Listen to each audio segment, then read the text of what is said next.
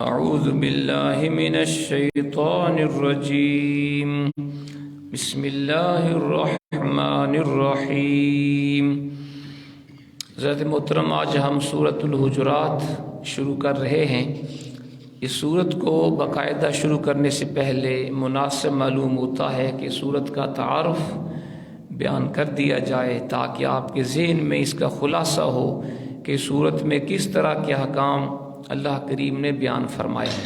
تو آج انشاءاللہ سورۃ الحجرات کا تعارف ہم پڑھیں گے اور سنیں گے۔ اس سورہ پاک کا نام الحجرات ہے۔ یہ کلمہ آیت نمبر 4 میں مذکور ہے۔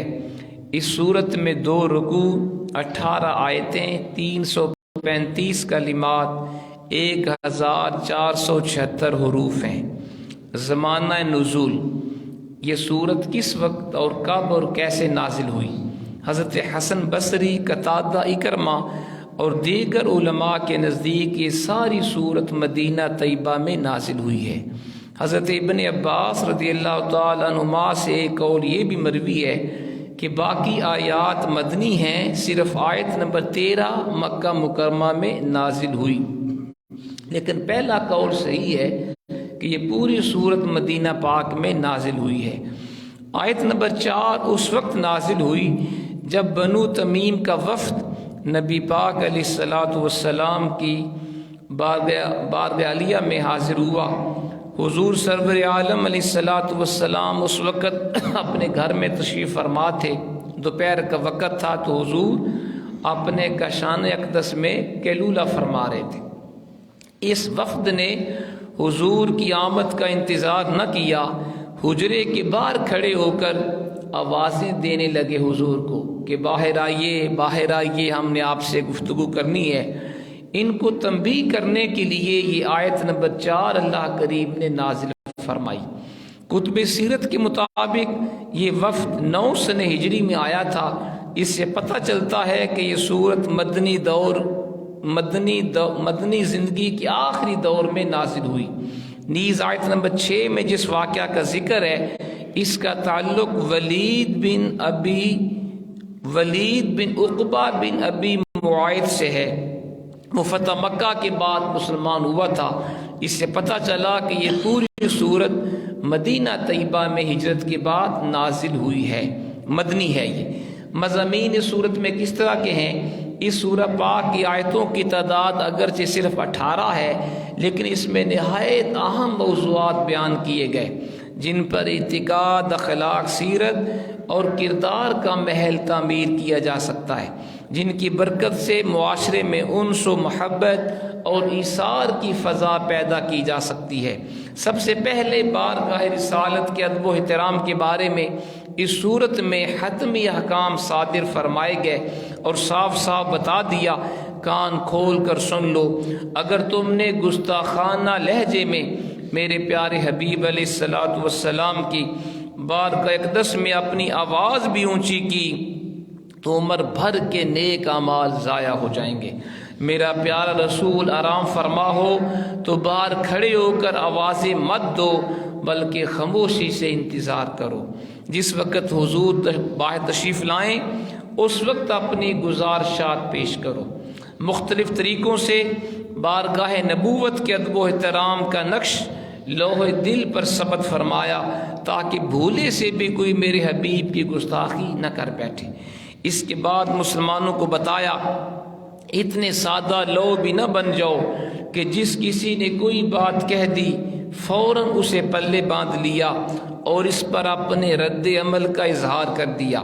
جب بھی کوئی غیر معتبر آدمی کوئی بات آ کر بتائے تو پہلے اس کی خوب چھان بین کر لیا کرو، پھر کوئی قدم اٹھایا کرو، ورنہ تمہیں شدید ندامت اور شرمندگی کا تمہیں سامنا کرنا پڑے گا۔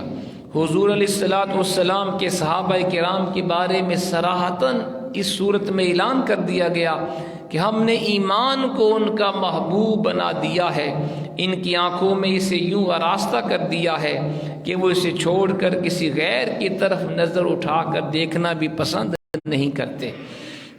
اس کے ساتھ ساتھ کفر و فسوق کی نفرت اور بغض صحابہ کرام کے دلوں میں یوں ہم نے پیدا کر دیا ہے کہ کہ وہ اس کی طرف مائل ہونے کا تصور بھی نہیں کر سکتے۔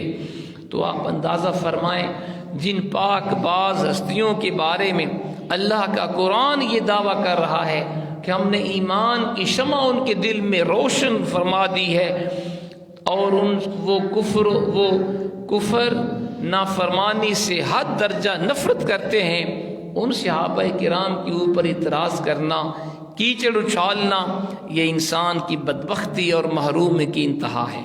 انسانی معاشرے میں تعلقات کا کشیدہ ہو جانا یہ قطعاً بعید از امکان نہیں ہے۔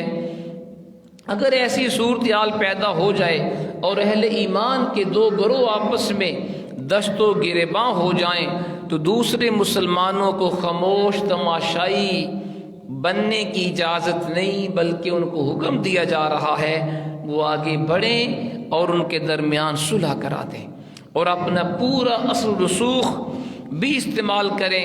پھر اگر ایک فریق صلح پر آمادہ نہ ہو تو جو حق پہ ہے اس کا ساتھ دیا جائے۔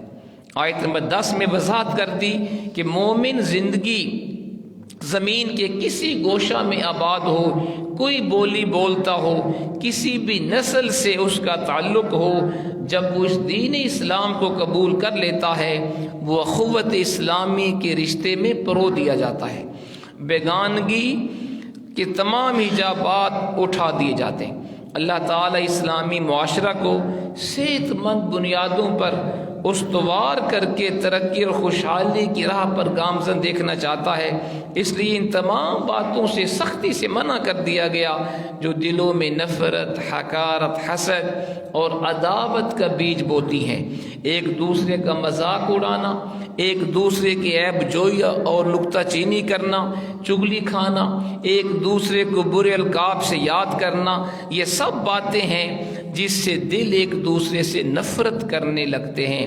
اس لیے اللہ کریم نے اہل ایمان کو حکم دیا وہ ان چیزوں سے دور رہیں۔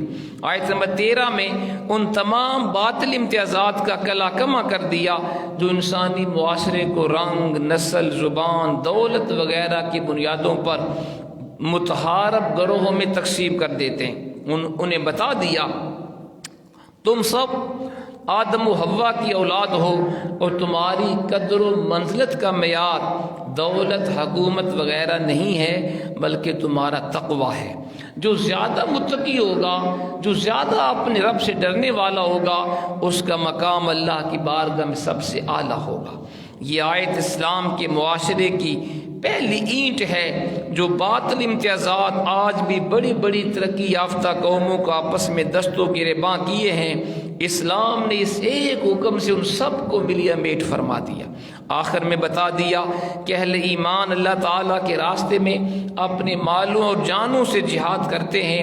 جو دین اسلام کو قبول کرتے ہیں وہ اسلام پر کوئی احسان نہیں کرتے بلکہ اللہ تعالیٰ کا ان پر احسان ہے کہ اس نے ان کو دین اسلام قبول کرنے کی توفیق عطا فرمائی۔ یہ تھے چند ایک مضامین جو اس صورت میں بیان ہوئے۔ کل انشاءاللہ ہم باقاعدہ اس صورت کا ترجمہ اور تفسیر شروع کریں گے۔ اللہ کریم عمل کی توفیق عطا فرمائے۔ الحمدللہ رب العالمین والعاقبۃ للمتقین والصلاۃ والسلام علی سید الانبیاء والمرسلین۔ ربنا آتنا فی الدنیا حسنۃ وفی الآخرۃ حسنۃ وقنا عذاب النار۔